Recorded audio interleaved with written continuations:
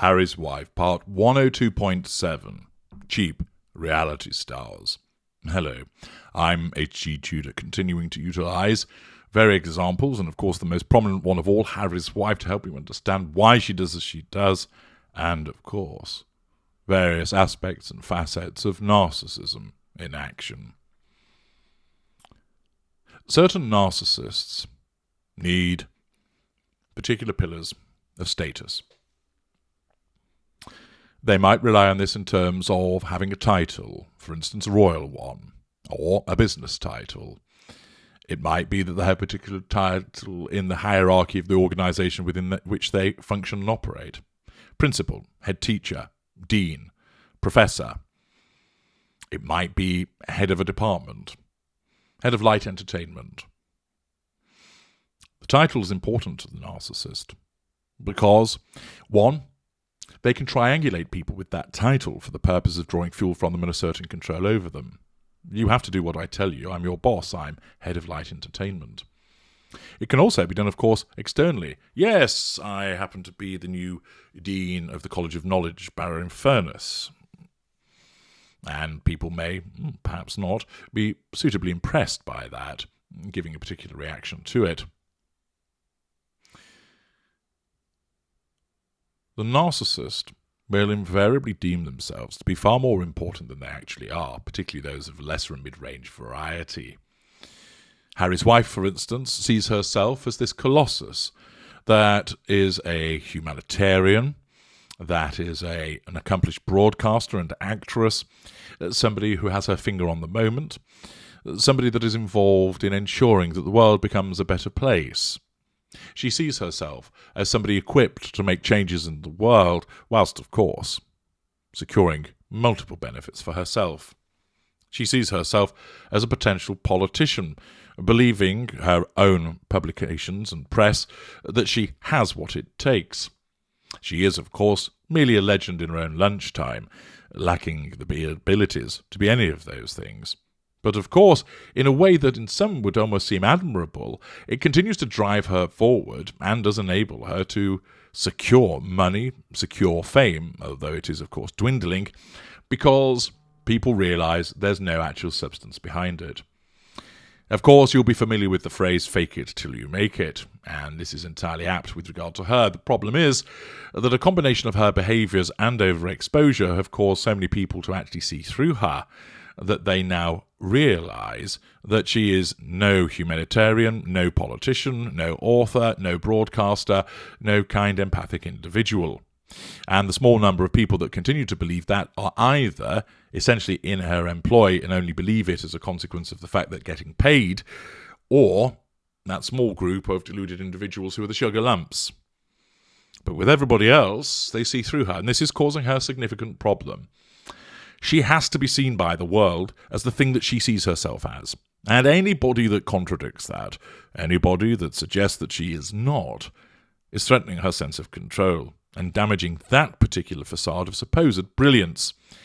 And this has been picked up on in an article by The Express by Sophie McCabe, which tells us, Duke and Duchess of Netflix. Ex-Team Harry's Wife presenter says, Sussex is now reality stars. Harry's Wife's podcast is set to return, having been paused following the death of Her Majesty Queen Elizabeth II on September the 8th. Shortly after the news of the 96-year-old monarch's passing was shared, the Archetypes page on Spotify shared an update, reading, New episodes of Archetypes will be paused during the official mourning period for Her Majesty the Queen. See parts passim for my observations about that. Now, it has been confirmed that the podcast will return with regularly scheduled episodes, and I will be addressing yesterday's episode in forthcoming videos. So far, Harry's Wife has released 3 episodes of her podcast featuring conversations with friends and tennis champion Serena Williams, pop star Mariah Carey, and writer Mindy Kaling. Each episode has focused on a different label that holds women back, and each guest has drawn from their own experiences when they've been able to get a word in edgeways. The Duchess also opened up about the challenges she has faced. Well, of course, it's really a platform for her to talk about herself, as we know. often referring back to her time as a working royal, triangulation bringing out the past. It is Harry's wife's candour in her podcast that some commentators have claimed is a concern for other members of the royal family. One has even alleged that Harry's wife and her husband, Prince Harry, are constantly wanting to monetize their royal connection. Indeed, claiming other royals are worried any conversations they have with the Sussexes may end up in a podcast. TV presenter Christo Fufas appeared on this week's episode of the To Die For Daily podcast, during which his host Kinsey Schofield asked whether there is a way Harry's wife and Harry can return to the royal family.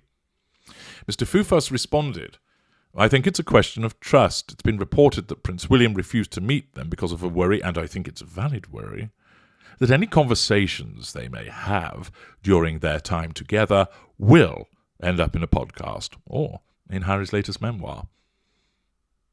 So I'm not sure if there is a way back, certainly in the eyes of their family, because there is a worry that what's going to end up being the next revelation that they'll try to monetize. And let's be clear, everything they now do is the pursuit of monetizing it, monetizing everything. That monetizing approach by Harry's wife, of course, fails to have any accountability for her behaviour, exhibits a sense of entitlement, and of course is that residual benefit of money. He then opined, they have reduced themselves, unfortunately, to cheap reality stars. And that's what they are now. They're the Duke and Duchess of Netflix. Harsh words indeed, but accurate ones, and of course challenge fuel for Harry's wife, and it will dent that supposed facade of brilliance to be labelled as a cheap reality star, to be labelled as the Duke and Duchess of Netflix. That would infuriate Harry's wife were she made aware of it. The article continues that Harry's wife and Harry signed their multi-million-pound deals with Netflix and Spotify in 2020, just months after they stepped down from their senior positions and moved to the United States. While Archetypes has seen great success, really, the couple is yet to release any content on Netflix, but are understood to have projects in the works. Harry is believed to be working on a documentary series about the Harry's Wife's Games, the Invictus Games, a sporting event for wounded, injured and sick military personnel and veterans in 2014, hijacked by Harry's wife in The Hague. Film crews were spotted following the Sussexes when they attended the Games in Netherlands in April. There have also been reports that the Duke and Duchess are working on an at-home style docuseries, which may give insight into their new lives in Monte Shitshow, California. Camera crews have also been seen with the couple during visits to New York City. Now, in light of Queen Elizabeth II's death, it has been said the pair are looking to make a dramatic U-turn on their documentary series.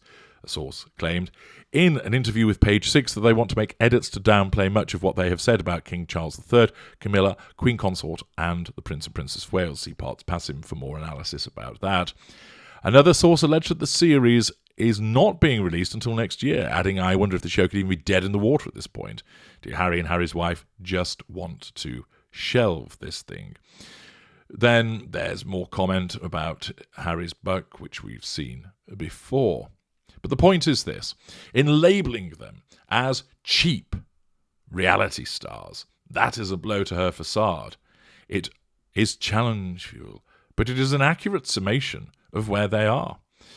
They have no skills of their own, as I repeatedly point out, and they have just turned themselves into a pair of individuals that are hawking themselves around to the highest bidder because of the need, unconsciously, that Harry's wife has for the purposes of asserting control, drawing that fuel and that residual benefit. Let's dip below the line to see what the good burgers of the Express comment section have to say about this observation. Not want to moan comments. Personally, I think they are just self-serving a-holes. Sylvia of Scotland replies, you aren't the only person who thinks that. Heffalump. Reality stars, not words I would use in connection with Harry and Harry's wife. Nothing about them is reality.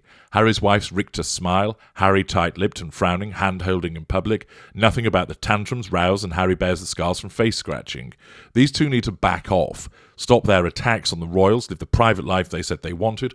But Harry's wife cannot do this. She needs to be the centre of attention all the time, and claws her way up the ladder to get what she wants, regardless of untruths and who she hurts. Dave M. If Netflix want to restore some of their $200 billion loss in market capitalization, they should swap sides and produce an utterly compelling documentary about just how devious and deranged the Pinocchios are. They could do a special episode focusing on the completely fake baby bumps and use of surrogates. It would quadruple their viewing stats. I'll even renew my old Netflix account to enjoy it. King Rob, I'd pay again to watch that. Until they turn on or ditch the Harkles, I won't resubscribe. The Med, while Harry has a grudge and could not accept being the spare to the heir, why is he content to being the spare to his wife? He only pops in her podcasts and other events by juggling balls or commenting on how great her guest, Serena's hair, is. This shows that a spare is always a spare. Well, it actually demonstrates two things. One, he has no talent of his own because he's a dimwit. And two, she relegates him to second row Harry because it has to be about her. She's basically hijacked and piggybacked him. Francis 48. One word in this article, monetize. Yup, without the royal family, these two cannot make enough money. They have to keep bashing the royal family to get any credence. Successful podcast? You've got to be joking. It's all about her, not her guests. I am surprised they haven't even found themselves in Fort Myers, handing out bottles of water and sticking plasters and backpacks with Netflix in tow. These two are an utter disgrace. WWB. I'd suggest the very opposite. These two muppets are completely out of touch with reality.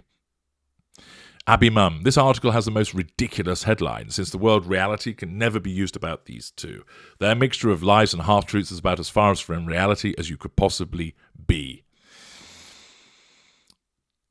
Onion, what a fall from grace. A prince reduced to a poor reality star. That's what happens when one marries such an obnoxious gold digger. Woman interrupted, I don't think you could term them stars, more wannabe reality TV celebs. Harry's wife has certainly dragged Harry down to her level. Jack-o'-lantern, meet the Carcrashians, whoopee-doo. Baz Red 1, reality stars? That's bigging them up too much. They are not real and are not stars. Somewhere up north, highly successful podcast? Ha ha ha ha. Serena Williams never got a word in during the All It's About Me from Harry's wife. Mariah Carey rightly called her a diva and never heard of the third one. Bore off Harry's wife. Betty B, podcasts were not highly successful. They topped Spotify, who skews its numbers to help push a podcast in which it has a huge financial investment. Chartable is the podcast analytics and attribution industry standard. It indicates Archetypes is not even listed in the top 100 in the United States or the United Kingdom. Bang, bang, bang. Kiss, kiss, bang, bang. Those blows keep on coming. Being called cheap reality stars by the comments that show so many people have no time for them, dislike them, and again see through the behaviours. And of course, the observations about the Spotify podcast not being labelled as successful. Of course, this mountain of evidence that demonstrates that so many people dislike her with good cause, and nothing, of course, to do with racism, before any clown comes along playing that card. But Harry's wife simply dismisses it all. She is incapable of taking on board these observations. Her narcissism will never allow her. And that also means that on the one hand, whilst her narcissism has propelled her to get to the position that she has, it also means that it's completely ill-suited to keeping her there, because she can't read what's going on, and therefore anything that's said against her, she just dismisses. And the problem is, she keeps doing what she's doing, alienating, annoying more and more people. So more and more people will speak out, and her downward spiral will continue. I'm H.G. Tudor. Thank you for listening.